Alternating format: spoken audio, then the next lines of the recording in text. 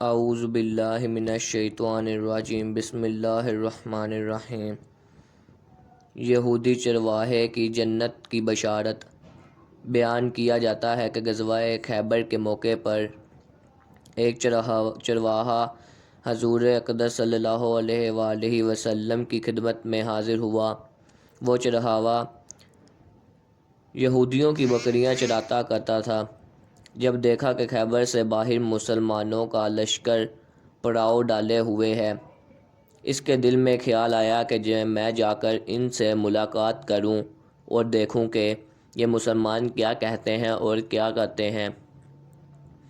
بکریاں چراتا ہوا مسلمانوں کے لشکر میں پہنچ گیا اور ان سے پوچھا، تمہارا سردار کہاں ہے؟ صحابہ کرام نے بتایا کہ ہمارے سردار حضور صلی اللہ علیہ وآلہ وسلم اس خیمے کے اندر ہیں۔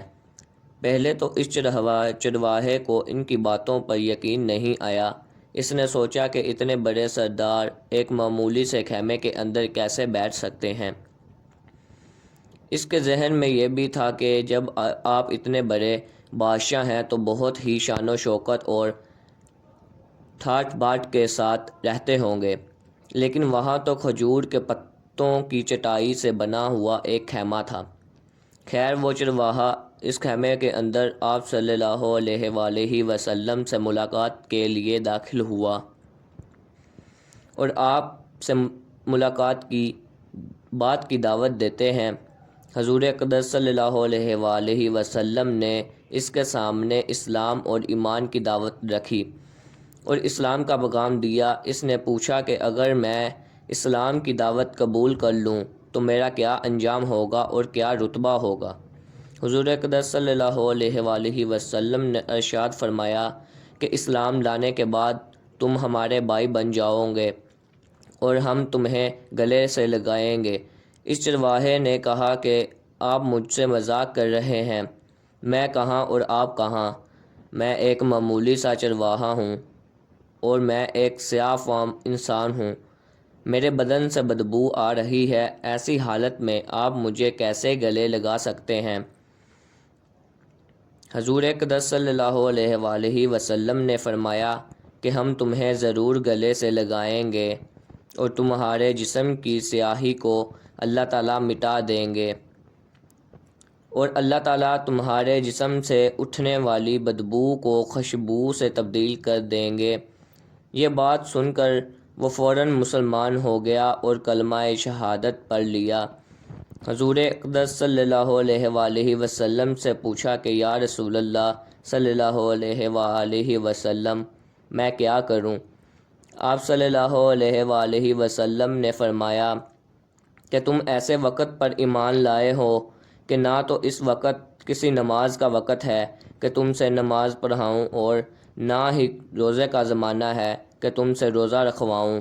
زکوٰۃ تم پر فرض نہیں ہے۔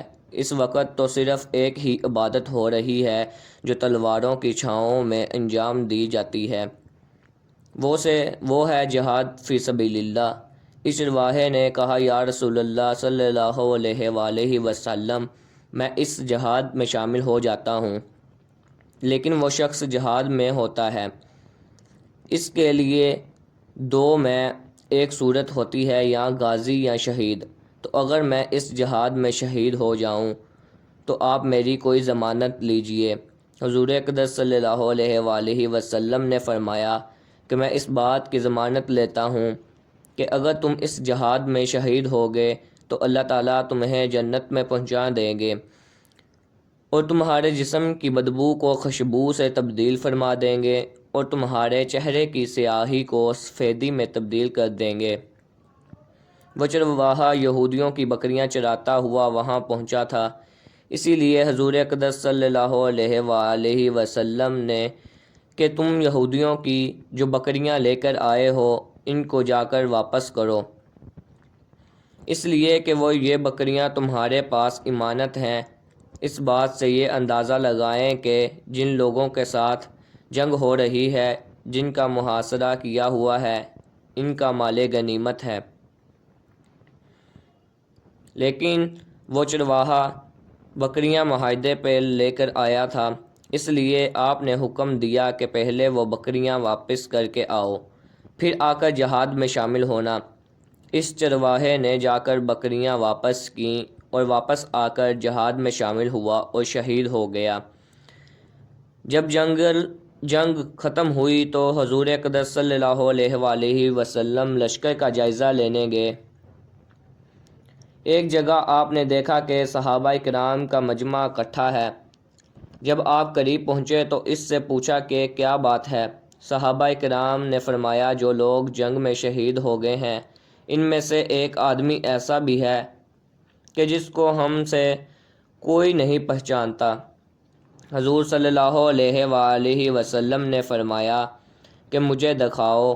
جب آپ نے دیکھا تو آپ صلی اللہ علیہ وآلہ وسلم نے فرمایا، تم اس شخص کو نہیں پہچانتے مگر میں اس شخص کو پہچانتا ہوں، یہ چرواہا ہے اور یہ وہ عجیب و غریب بندہ ہے جس نے اللہ کی راہ میں ایک بھی سجدہ نہیں کیا، اور میں اس بات کی گواہی دیتا ہوں کہ اللہ تعالیٰ اس کو سیدھا جنت الفردوس میں پہنچا دے گے، اور میری آنکھیں دیکھ رہی ہیں کہ ملائکہ اس کو غسل دے رہے ہیں اور اس کی سیاہی سفیدی میں تبدیل ہو گئی ہے اور اس کی بدبو خوشبو سے بدل گئی ہے۔